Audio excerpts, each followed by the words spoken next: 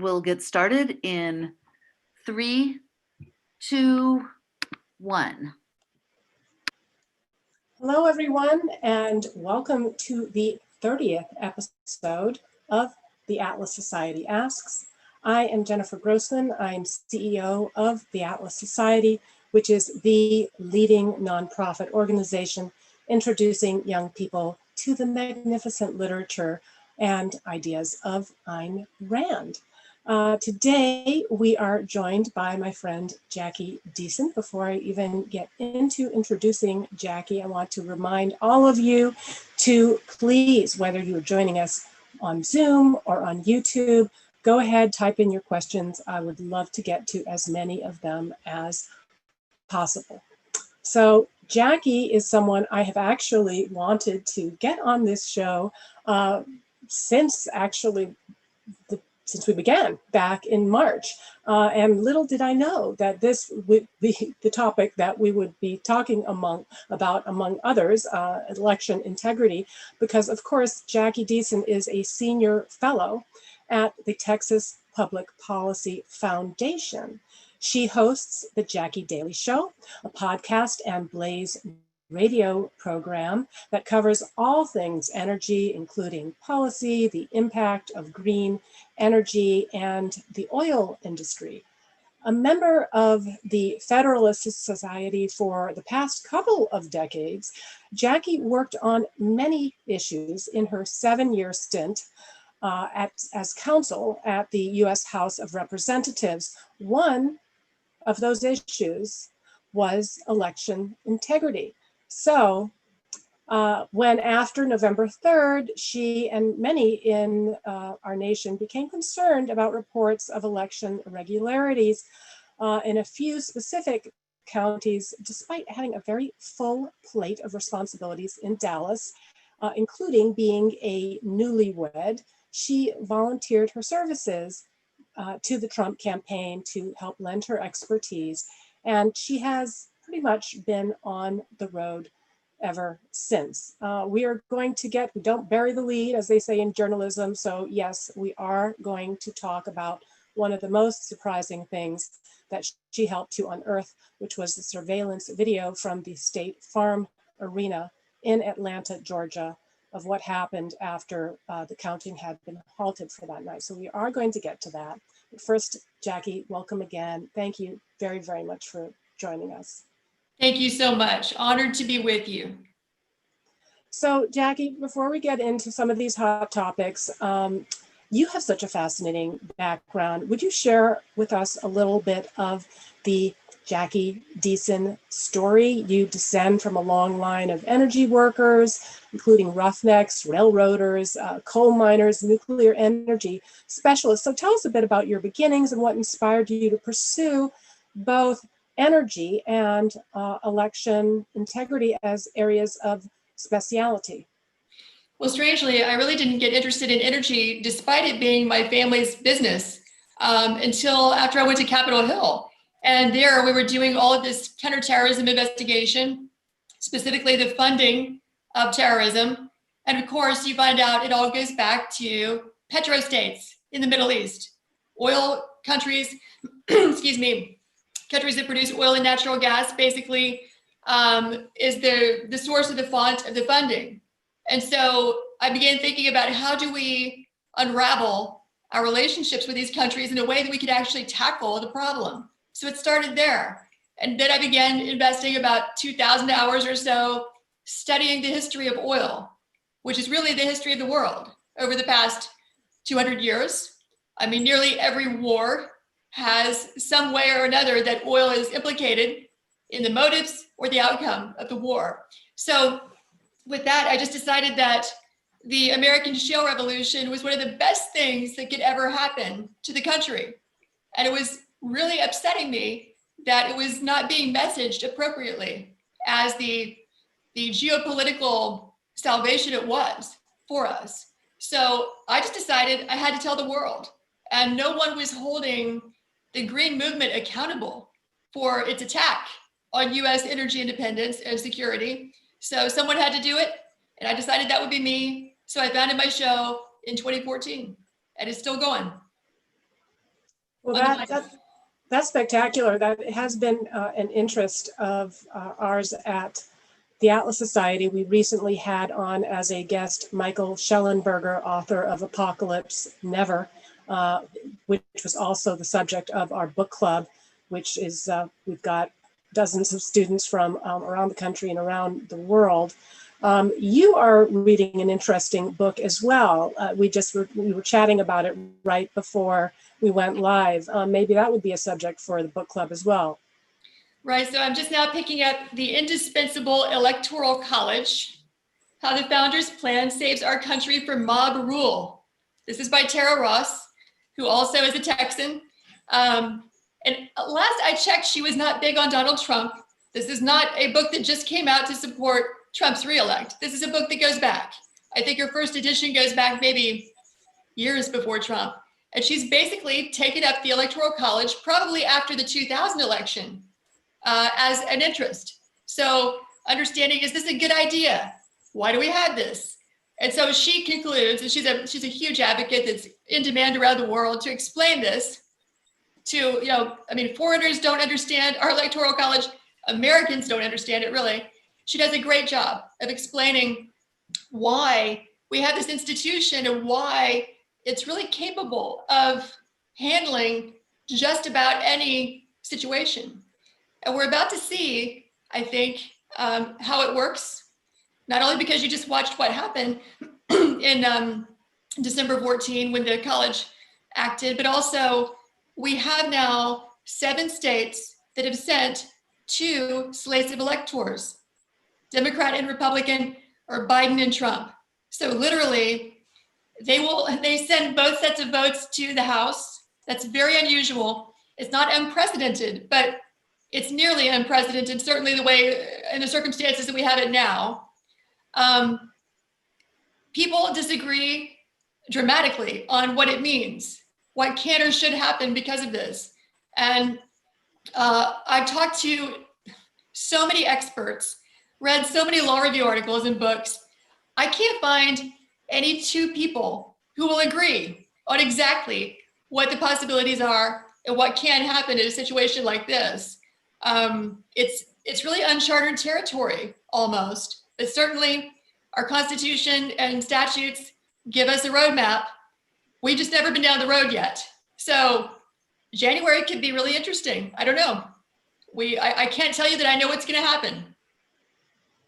Well, we are going to have a lot of questions from our audience nonetheless. I want to, again, encourage those of you who have joined us on the Zoom or are watching us on YouTube to please take advantage of this wonderful opportunity to ask questions of Jacki Deason, who has been so close to what has been going on.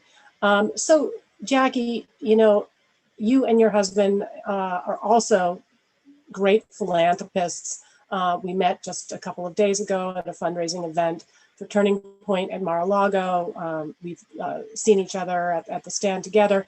Between philanthropy, your show on the Blaze Network, being a new bride, what could possibly have prompted you in the midst of vicious lockdowns, no less, to trade in your very busy, relatively comfortable life for the almost masochistic punishment of challenging election results? Because I've been there as well. So what were you thinking? I cannot stand the feeling of feeling like I have to sit on my hands and watch Rome burn. I can't stand it. So I just called my friends who are in the campaign or at the RNC or on the legal team and just said, hey, how can I help? I could see they needed help. And they said, well, first let's try Arizona. So I went out there for a while and that was a learning experience for sure. And then went to Georgia, which ended up being about a 3-week deployment. And still I'm involved. First of all, I didn't know exactly that it would be quite as intense as it was or as long and drawn out as it was. But I would have done the same thing. I just feel like I'm so familiar with this issue of election integrity and vote fraud. And I've been really immersed in it for 15 years. And finally, the rest of the country sees what I've seen. This is not a new problem, none of it. I mean, whether it's the the dead people voting, the felons voting, the out-of-state voters, people voting in 2 states, or it's the machines. None of it's new. The Dominion machine problem is not new. We're just focusing on it right now. And so really, I saw it about 2 days after the election, maybe, or 4 days. I finally, for the first time, saw the problem as a blessing in disguise. Because as much as I have not enjoyed the uncertainty and the scrutiny of motives for people like me who just want to make sure it's an honest process, there's a lot of downside to what's happened. The truth is, for the first time, Americans have their eyes wide open. For the first time, a majority of us see the problem and want it fixed. So we have to get the truth out there. What's going on in the courts and in terms of the hearings with the legislatures and the PR is more than just an effort to figure out who's the president, which is important enough, but it's also an effort to hold accountable the people who have really tried to destroy the republic with fraud, misrepresentation, cheating, and also to get the reforms that we have to have in the states going forward. This is totally fixable. It was totally preventable. It's totally fixable. It's going to take a lot of work, but the path ahead for that is clear. I mean, we know what we have to do. Simple things like putting some integrity into the system by eliminating mail-in ballots, reestablishing things like signature verification for absentee ballots, voter ID everywhere, maybe even a thumbprint like they have in other countries. Like our country is actually well known as being one of the worst when it comes to election integrity. There's no excuse. We have to fix it at the state level, and we will. So I'm feeling good about that. I think everything we're going through right now is necessary to make sure that happens. Should have happened 15 years ago, but it'll happen now. So it's still very much necessary. We have to go through this. So let's get to it. Tell us exactly what is on the tape from the State Farm Arena in Fulton County, Georgia, that has people so concerned. And tell us a little bit, tell us what's on the tape. Tell us also how you guys got that tape, because that's a very interesting part of the story. Yeah, so essentially what happened is that during the election and after the election, there were so many calls that came into the fraud hotline and to Republican headquarters. And essentially we had 2 Republican poll watchers at State Farm Arena, which is Atlanta, so it's the biggest center or, county, Fulton County. They were there and they were, reporting on election night as early as the 3rd that they were told around 10 o'clock that counting would stop at State Farm Arena, which is where they're counting absentee ballots and military ballots, and that they would resume again at 8:30 in the morning. So with that, most of the workers picked up and left when they finished what they were working on. Our observers left, the press left, and before they left, they asked the spokesperson for the Board of Elections, why are we stopping? What's the status of these ballots? How many have we counted? How many are left? Why is this happening? So both our observers asked 3 times and the press asked 2, which is widely reported. They couldn't get a straight answer, but they didn't have the right to stay. The way the law works is, unfortunately, or for better or worse, they don't get to just stand guard over the ballots all night. When the officials say, we're stopping, they have to leave. That's the way it is. So they left. Then they learn after midnight, closer to 1 a.m., from a person who tipped them from the news media that in fact counting had continued after they had left. So when they learned this, they ran back down to State Farm Arena. It's now about 1:45 in the morning. They had to argue with the security guard to get in, but they went past him. And sure enough, they get up there and someone says, oh yeah, everyone just left 5 minutes ago. Completely counter to what they had been told, completely counter to what had been reported by ABC the CBS affiliate, the Atlanta Journal-Constitution, and others who had been there with them observing. So this made no sense. They immediately then went to the Georgia GOP. They swore out affidavits explaining what had happened. So we have those affidavits, of course, the legal team. Again, I'm not a lawyer for the case or for Donald Trump. I'm just a volunteer in this case, although I am a lawyer. But we take those affidavits and we said, okay, let's get more information to support the case. So they subpoenaed the videotapes at State Farm Arena. Because, you know, State Farm Arena is like a place where huge events are held, right? It's a very highly frequented venue for legal purposes. Of course, they have videotapes or video cameras everywhere.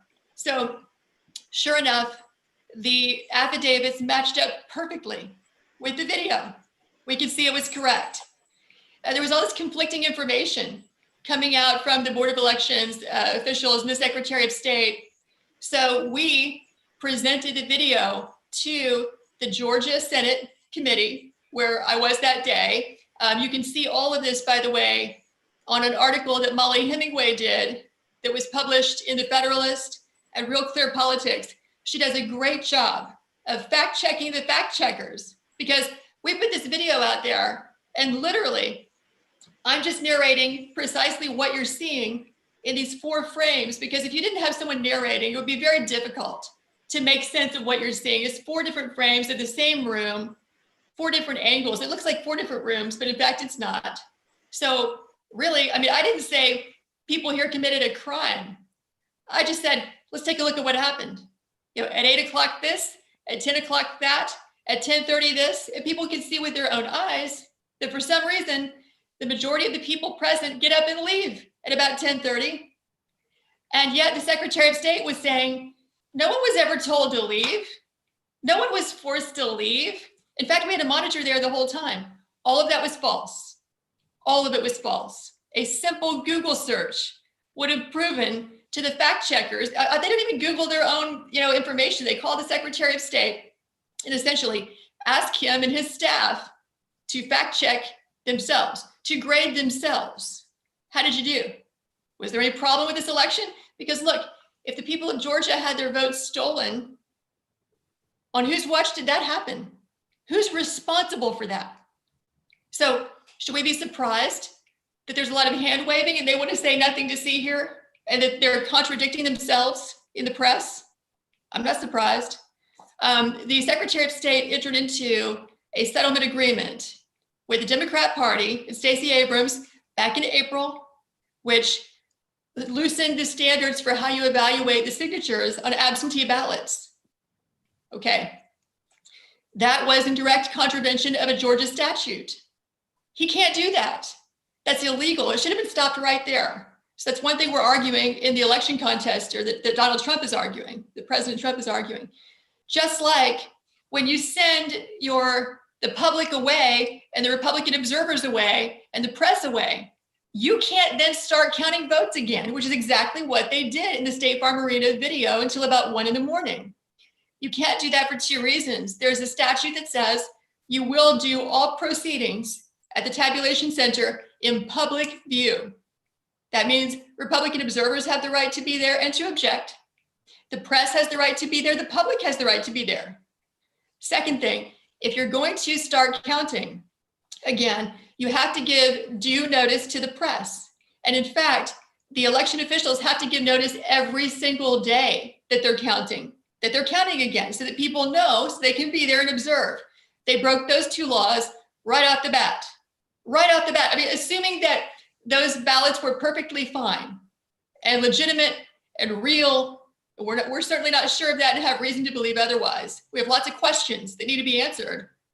You saw the vote count skyrocket for Joe Biden overnight at about the exact time they left State Farm Arena, right about then. But there also were allegations of like pristine ballots. So in other words, our observers, again, we have lots of affidavits, said, hey, I've been doing this for 20 years.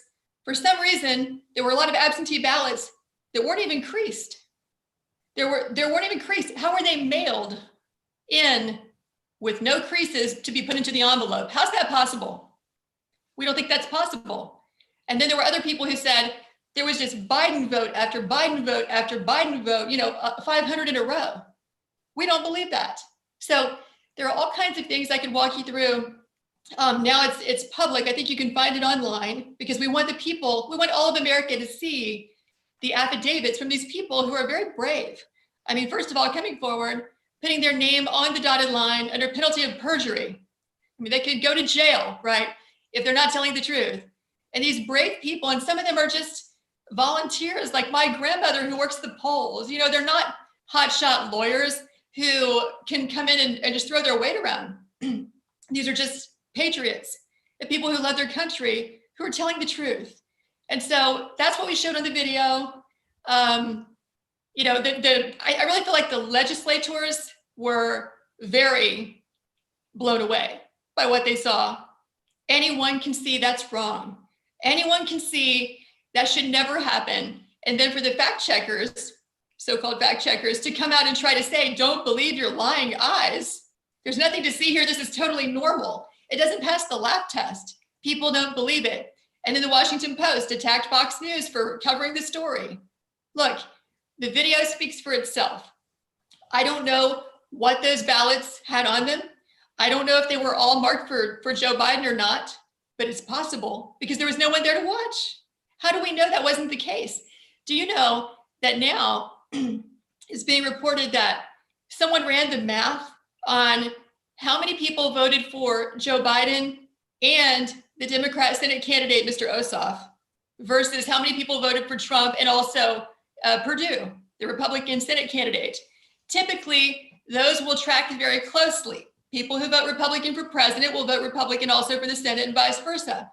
But in Georgia, somehow, there were 818 votes separating Perdue and Trump among Republican voters. There were 96,000 separating Biden and Ossoff among Democrats. That's 117 times more of a vote margin between the top of the ticket and the next person down.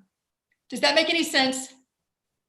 I mean, there's so much, we only have so much time today, I know that. There's so much I could share with you to raise questions about this election. Nobody knows who won Georgia. I don't believe anyone knows who won the state of Georgia. And until there's greater investigation, we may never know.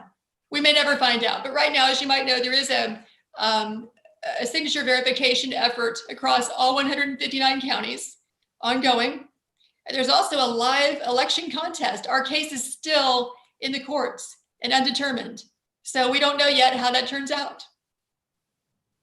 Great. We have a bunch of questions here from the audience. I'm not going to be able to get to every single one of them, but Philip Coates asks about the water leak in Atlanta. What was that all about? So I've spent literally hours trying to investigate this, and still the facts are conflicting. So for example, what many of the press reported and what the Secretary of State said is that there was a water break or leak in the morning, like way early in the morning of election day, which then delayed them from starting the counting. Okay, and it literally from the records, it shows, yeah, it was like some leaky urinal, and it took some repairman half an hour to fix it. But for some reason, they delayed starting for a few hours. And I believe, and I can't prove this, okay, but I believe that was the pretense for them saying, oh, we can't finish tonight. Look, we can't get anything done tonight. We're just gonna have to go to tomorrow because we had this leak this morning. Okay, but I can't prove to you that's the reason why they did it. I'm reading in a motive. Let me be clear. I do not speak on behalf of the Trump campaign. Okay, so I can't prove this right now. I will also tell you there were other reports from other news outlets that in fact the leak was in the evening. So I saw posted online a CNN report, I believe it was, and they're clearly at an election party. It looks to me like people are gathered together the evening of election night. That's sure what it looks like to me at the Democrat Party. And they're talking about the fact that, hey, there's some kind of delay right now over at State Farm Arena. Apparently there's a water main break and we can't get the count right now. So I'm thinking that probably there's more than one report of a water break. And the reports were conflicting. Like, is this a water main break? Is this a pipe? They made it sound so serious, when in fact it was just a urinal. According to, I believe it was the chief investigative officer at the Secretary of State's office who said that. And again, that would square with the half-hour repair. It was no big deal. Shouldn't have even been a press item. Should not have even delayed anything. It had no impact on the room, which you can see in the video we released. Everyone can see that with their own eyes. So I think I see no good excuse for why it excuses anything, frankly. Right. So, I mean, in that video, as you mentioned, you can see there's a certain time when a whole bunch of people leave the room. You have affidavits from people saying that they were asked to leave the room, that counting was going to be stopped. So that also seems to be an interference with official observers in the rooms where ballots were being counted. You were involved in Arizona, you were involved in Georgia, you're clearly following this. Was this also a problem? Was this a problem beyond what happened that evening during other areas in Georgia? Yes, in county after county, during early voting, election day, the recounts in Georgia, also in Arizona, and you saw the press reports from Pennsylvania and Michigan. I mean, it's very clear that there was, to me, this is coordinated. I don't believe that organically the officials in all 4 states, county after county, just decided to be so hostile to Republican observers. So I'll tell you, even if our observers had been there at midnight at State Farm Arena, they couldn't have seen if all of those ballots were marked for Biden because they were kept so far away, between 40 and 100 feet away, our affidavits say, so that, no one with normal eyesight could possibly know what was going on. That's wrong. That's totally wrong. Other states don't do it that way. Their observers actually can meaningfully observe what's going on, which is how it should be. At State Farm Arena, for example, they had a room that had it's hard to explain, but it was a wall that was basically curved. So our observers are standing back here. There's a curved wall. The scanners are behind the curve. They didn't even know the scanners existed or were even there until they learned it from one of the people who worked there because they couldn't see them all day long. So throughout the process, there was never meaningful observation. The Secretary of State should have put a stop to that. And I know for a fact that there were individuals who went to people who work for the Secretary of State, who were supposed to be the enforcers, to say, excuse me, I'm so glad you're here. Over here, this is going on, that's going on. No one can observe. They don't have 2 people duplicating ballots or whatever the objection was. And there were so many. And they would do nothing. They would do nothing. So, maybe they would speak up and say, oh, please don't do that. And then they'd walk away and it's happening again. This was an ongoing complaint for all of early voting, which is quite a long time. So most of the time they would tolerate, for example, our affidavits say our observers were threatened with law enforcement. If they so much as tried to get within 10 foot to see what was happening or ask a question, multiple of them through county after county were threatened with, we're going to call the law. We're going to call the sheriff on you. And they were bullied. To which I said, okay, why didn't we train our people better, right? If I were there and they told me they were going to call the law on me, I'd say, you know what, I'll beat you to it. You just stand right there and I'll call the police myself. And you're going to let me do what the statute says I am empowered to do. I will do it. But obviously not everybody's a lawyer trained to push back on people. And not everyone wants an event or an incident. So, we were debating, would it have been a good thing if people did get arrested? Just like a peaceful protester, right? I don't know. No one was advised to do that. But I do think we should be advised to look people in the eye and say, I know what the law is. I know what's right and what's wrong. I invite you, please do contact law enforcement and let's work this out. Because I saw that and it makes me so angry because some of these people even came from out of state to volunteer to help. And this is how they're treated. So again, I could wear you out with examples, but there are way too many. It was in all the states that I know about, that I looked into. So I think it's orchestrated. I don't think it's organic. I don't see how it could be. People aren't that nasty.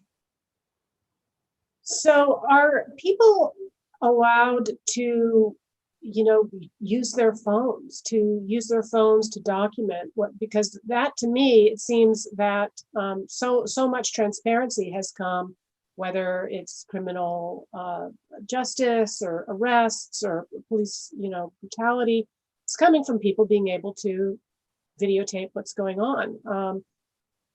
Could people use their phones, or are there ways to incorporate some technology, surveillance technology, into making sure that, hey, we're all looking at the same thing right now?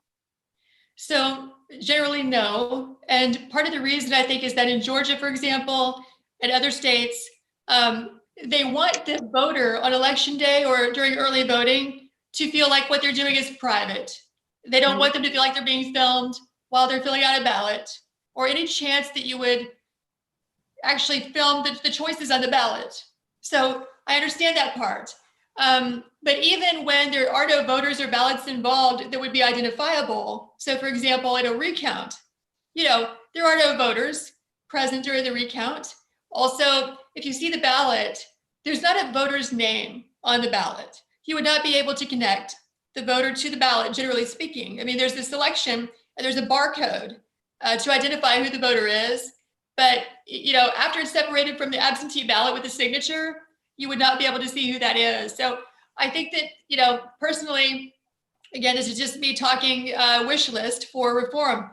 I think it would be great if once those ballots are separated from the voter, I would live stream it. Let's show people what's going on. If it's supposed to be done in public view, as the Georgia statute says, and that would be the same across many states, maybe all of them, I don't know. Why not let the public watch? I don't see the harm there because it's totally confidential.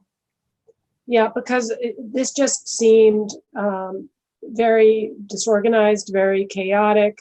Part of that is that we do have different laws, different states, different standards. But you were talking about people not being prepared, that in so many of these sworn testimonies that were presented, whether in a legislative arena or wherever people could gather to say, hey, this is my testimony. I've signed this under oath. I understand I'll be liable for legal penalties if this is challenged. So many people said, well, they told me to leave. They told me I had to sit here, that they threatened me. And they didn't know what to do. They'd leave, they'd call, this one, they'd call that one, they'd call a lawyer, but it just, they lost a lot of time and were not able to do what they had signed up to do because of this interference. No, that's right. So, yeah, agreed. Could you talk, Jackie, a little bit about the Electoral College? How did the Electoral College vote impact the effort to expose and make right, the election irregularities and even potential illegalities? What is the latest on the lawsuit in Georgia? So there were multiple lawsuits in Georgia, and the impact that the Electoral College vote had is that some of them were basically negatively impacted because the judge used the Electoral College vote as an excuse to dismiss the suit, to say, well, it's all going to be moot anyway. You can't get this figured out before the December 14 deadline. So sorry, time is up and is run on you. There's a strong counter argument that I subscribe to that you'll find in the literature and among experts who understand this law, which is that, first of all, the December 14 date, which changes, by the way, from election to election, because it's not actually a date. It's the second Wednesday, I think, in December, or maybe the fourth Wednesday after the election. Anyway, the point is, it's arbitrary. Okay, they created a statute and they put it in there as a date by which they want the states to cast their votes. That's great if there's no contest. That's great if we all agree who won. Here's the problem. We have a situation now where, certainly in Georgia and elsewhere, we don't have a final determination on the merits in court. as to who won the election. So what do you do in a situation like that? So the questions came all along in December. Should the legislature have to just decide something? Should they have to do hearings and then just decide, since we can't seem to figure it out? Basically, the Constitution, as you know, trumps statute. So this statute that sets out the December 8 and 14 deadline, at least this election, is really subordinate to the Constitution. There's an argument that because the states have plenary power, the legislature has plenary power to decide the outcome of an election, and they would probably like the benefit of the courts having taken evidence, heard witnesses, looked at affidavits, and come to a conclusion after doing the fact finding that you would normally have in the adversarial process. They should probably have the benefit of that playing out all the way. Why should we have to be able to, get all these affidavits, which, let me tell you, takes a long time. It takes so long. I was personally involved in this because people were demanding evidence like 3 days after the election. It doesn't work like that. You can't speak to the thousands or tens of thousands of people who contact your fraud hotline, make sure they're real, make sure they have real claims, make sure the claims are relevant to what you're doing, and get those in an affidavit with a wet signature. This takes a while. It takes a while to subpoena videotapes and everything else. You can't just do this overnight, even with an expedited process, which would typically be what an election process would be. I mean, election contests are different. Courts do understand you need to speed them up, but expecting the state to be able to work this out by December 14 is unreasonable. Many have argued. And so since the Constitution makes clear the state legislatures have this prerogative, do they have to act by the date that a federal statute says? Because Congress doesn't get to decide that. So we didn't even have that law, right, until the 1880s. So for all those years, the Republic, toddled along just fine without Congress telling the states by what date they're going to have a decision about, how their electoral votes will be cast. So in this situation, recognizing the problem, we now have 7 states that have sent 2 slates of electors. So both the Trump electors and the Biden electors voted in those states.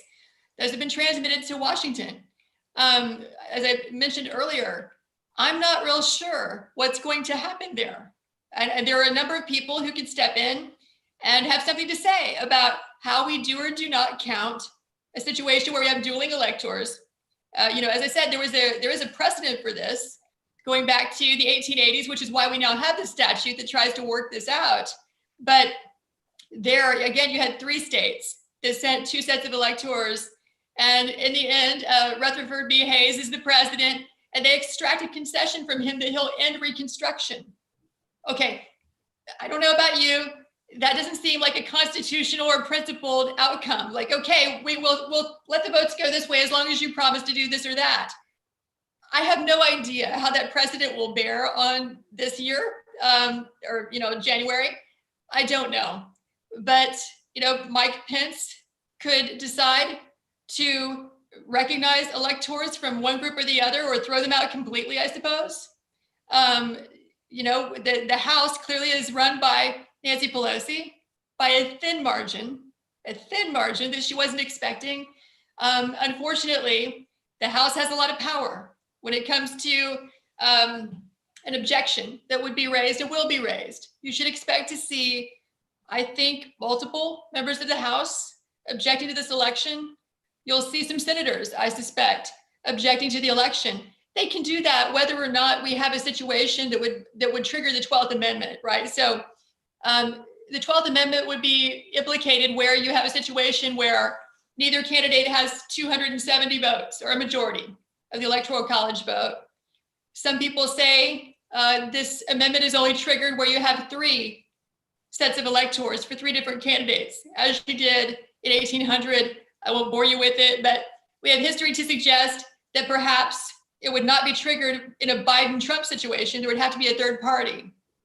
Other people say that's not the case, that you can object regardless of the situation, that you can kick it over to the House regardless. So as I said, I've talked to a lot of really, really smart people who are recognized nationally in this area to try to work this out, and also the litigators involved. And I can't seem to get any two people to agree about what can or should happen here. So I will be as surprised as anyone to see what happens, if anything, in January. Well, that certainly makes it interesting. We have an interesting question here from Mark Shoup. He asks, does Jacki have any educated guesses who orchestrated this and how it was organized? I think you mentioned you didn't think that this was happening in exactly the same way in multiple different states. So any educated guesses? Well, I would say whoever they are, they're probably Democrat sympathizers, since it all worked out in their favor. So I would be comfortable saying there's some people who are operatives in that party, probably had some leadership roles. If we find nefarious activity, I won't believe that it was just the Democrat grandmothers who happened to volunteer to be poll workers at those places who are responsible for orchestrating this. I think it's very well funded by people who know what they're doing and people who understand the law. Basically, to just be clear, once fraud is committed, it's very hard to do anything about it. It doesn't matter what the proof is. It doesn't matter who your witnesses are. It doesn't matter if your party holds the state legislature or the Secretary of State's office or the governor's office or the Department of Justice. Nobody wants to be the person to go in there and overturn an election, even if they do believe there's fraud. Because, especially after this summer, right? After we've seen the mob, and there are people who are concerned about, a federal judge is asking himself, will my house be burned down? Will my kids be attacked? Will I be attacked? If I'm the person who says, well, yes, actually, President Trump has made the necessary showing here, and we can no longer permit this election to be certified. So people who understand at that level the way the law works and the fact that we're not going to have a normal, this is not a law school exam where you just put down the best arguments and then hopefully the strongest one wins and that's the end of it. It's not like that at all. It's political. So I think it's highly sophisticated folks. As far as it would be difficult to break down into their different component parts, the types of fraud and what kind of people would be involved in that. So there's like retail fraud. What I was talking about earlier. Ballot harvesting. Yeah, ballot stuffing or dead people voting, things like this that are pled in the Trump contest in Georgia, for example, is retail fraud. So in those cases, that's normally like big city machine politics, the really old-fashioned kind of fraud. And you don't need a lot of it, right? People are saying there's no evidence of widespread fraud. Well, you don't need that. I mean, if you look at Georgia, Arizona, and Wisconsin, those states could flip the Electoral College to Trump, right? And there were only 44,000 votes in those states combined that were the difference, that were the margin that he would have to overcome. So you don't need widespread fraud. If you're talking about something just to repeat that, so that was, you said 44,000 votes combined in which states? And that's in Wisconsin, Georgia, and Arizona. So all three 44,000. Yeah. Okay, and then in Georgia, we're talking about it's between 10 and 14,000? 12. Between 10 and 12,000. 10 and 12,000. Yeah. Okay. Yeah, so for the margin there, right, we showed about 5,000 people who were registered out of state who voted in Georgia. Under Georgia law, this is black letter law. You are not eligible to vote. If you're registered somewhere else, you don't vote here. So there goes 5,000 votes right away. About 2,500 felons, about 30,000 people who jumped counties. So those are illegal votes. When you jump counties in Georgia, you have to register in the new county. So if you don't register there, then you're not registered to vote anymore. So there are things like this.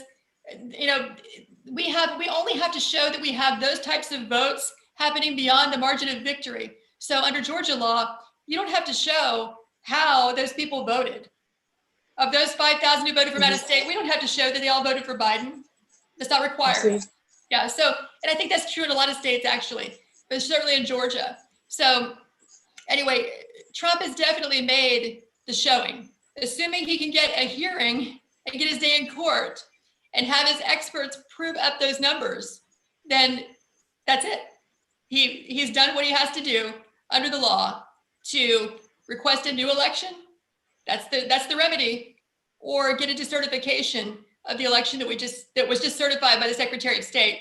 Basically, you would uncertify it for Biden. All right, we've got about 10 or 15 more minutes. Time has just completely flown by. So we do still have some time for questions, guys. So please go ahead and type them on into the Zoom chat or into the YouTube live stream. This is an interesting question from Jimbo on YouTube, who was asking, as a recently retired financial services industry person, he has a lot of clients establishing trusts offshore to avoid judicial risk, judges doing whatever they want. So his question, probably more comprehensible to you as a lawyer than to me, is about how to institute some form of judicial accountability for judges that invent law. That's a tough one. That is the $1 million question passed around the House of Representatives when I was working there, because people wanted to impeach judges often. And as you know, that is the official check and balance that we have against the judiciary. It's almost never used. Never. I mean, especially for a decision, right? So if a judge commits a crime or does something like, viciously attacks, sexually harasses an employee or something like that, you have a much better chance of impeaching that judge than if that judge does something that's clearly unconstitutional, that is clearly counter to the rule of law. And so it's a tough problem, because you don't want to just impeach judges because the party in power that has the votes to do it disagrees with that judge's decisions. So because obviously it's super common, you take any constitutional issue, run it to the US Supreme Court, rarely do you get a unanimous decision.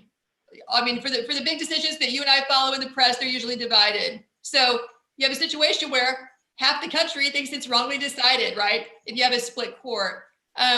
So I don't know a good answer for that. No one has figured out a great answer for that. Obviously, you do a better job of appointing judges on the front end, which is sort of what has grown up in Washington, right? After what happened with Souter, Kennedy, O'Connor, Roberts, so many disappointments, really, for at least for the conservative side. So people got serious about vetting judges better and making sure we have people who not only have the credentials, I mean, that's easy enough to find, and people who say they only believe in saying what the law is, not what it should be. But how do we know they have courage? How do you vet people for courage? And that has been the missing element. And now there are actually ways to do that. There are groups that focus on judicial integrity, and they will ex ante before that person is nominated or while they're nominated, ask them difficult questions. Like, tell me a time about when your back was up against the wall and you had to risk yourself professionally to do the right thing. And give me a few witnesses to prove that really happened. These are things you can do whenever you're trying to, in your professional community, when there's such a large legal community that's the conservative and libertarian, over decades, we get to know each other, right? And these are the kinds of things that you learn about people when you have organizations that are focused on the rule of law. Who shows up to that? Who's a member of that? Who participates in that? Who's showing up to do the pro bono work? Who's showing up to do the, voter integrity and election integrity work? Because right now, it's a pretty lonely place, I'm telling you. A lot of people who know what's right don't have the courage, or they're worried, they got kids to feed and mortgages to pay. They're afraid to show up to the plate because they could be punished, and probably would be professionally, or they'll be doxxed or whatever. But you learn a lot about people in moments like these. And so we, I think now have a real community, a legal community that can get to know these people so that we don't nominate, you know, a Justice Souter up in some northeastern state who barely has a record and say, oh, that's great because the Democrats won't have anything to object to. He has so little record. Well, we have so little to go off of to know what that person will do at key moments. So I think we're better at it now because we're just there's just a better community around to see and learn who's who. Well, if that question were to be turned around on you, I think you're probably living that answer right now in terms of asking, you know, about a time when your back was up against the wall and you were challenged about whether or not to just go along to get along or do something that you felt was the right thing to do, even at personal or professional cost. So I'd say, as we talked about at the outset, I don't know, I mean, what this has cost you. Certainly probably many sleepless nights and complaints from your family, but also what else? It's you know, you had to put it there. You can do everything. You just can't do everything at the same time. And the choice to do one thing is the choice not to do another thing. So, but what would you say? We got a question here from Vicky, and maybe it's a good one to end on. Jackie, what would you say to young people who are watching this election and feeling disenfranchised or discouraged?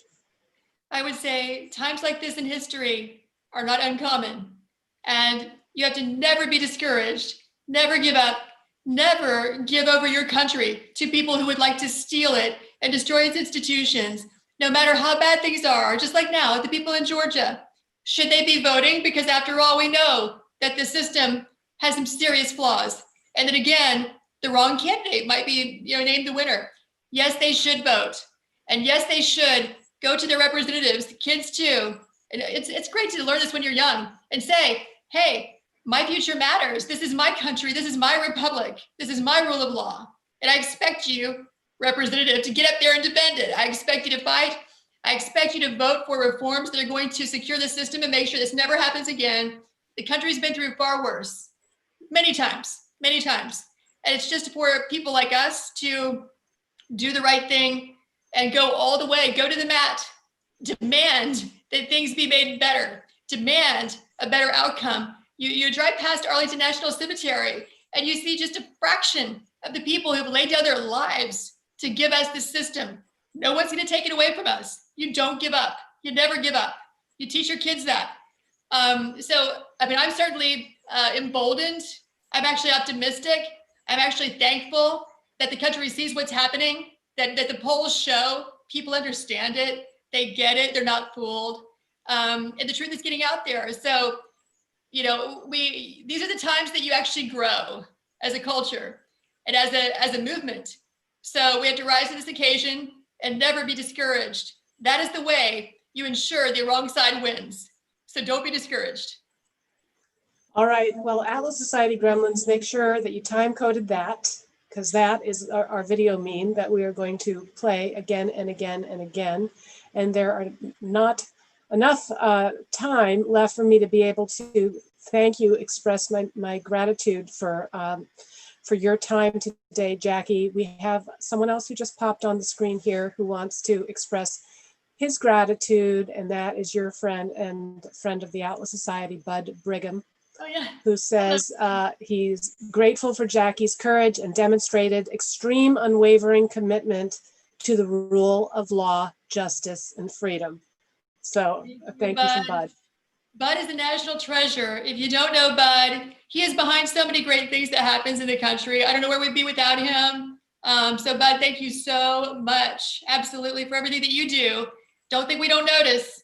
And also to you all at the Atlas Society, seriously, I'm so thankful that you exist, that you're telling the truth, that you're courageous and not afraid, and for the group you've assembled. I have lots of friends who are members there. And so thank you for the opportunity. Really appreciate it. Thank you, Jackie. Where is the best place? Follow you on Parler, on Yes. Tell us your socials and where you like to spend most of your time. And then, of course, where, if people have access to the Blaze, where we can get your podcast and your radio show. Okay, so you can find me on Parler at Jacki Daily Show. Just Jacki with no E. Daily is an everyday. I'm also on Twitter, but after the election, I promised myself I'm transferring over to Parler. You can always find me for free podcast on iHeartRadio, iTunes, Spotify, Stitcher, Spreaker, and most other places quality podcasts are found. You can find me on theblaze.com. And if you're a Texan, you can find me on the dial at in the oil patch of West Texas on KWEL. That is 107.1 FM, right after the Sean Hannity Show. Spectacular. We are dropping all of those into the comment section, and we will make sure that we broadcast this far and wide and loud and proud. I think it's so important. Thank you, not just for the work that you're doing, but for being a courageous person in all areas of life. We need to not shrink. We need to not shirk. We need to not shrug. We need to not provide the sanction of the victim. But we need to stand and be counted. So thank you so much, Jacki. I'm deeply appreciative and grateful for you. And I'm wishing you and everyone in your family a very, very Merry Christmas and Happy Holiday. Thank you. Thank you, and happy holidays to you all as well. Take care. Thanks, everyone. Thanks for joining us. And join us next week, Michael Shermer from The Skeptic. Take care.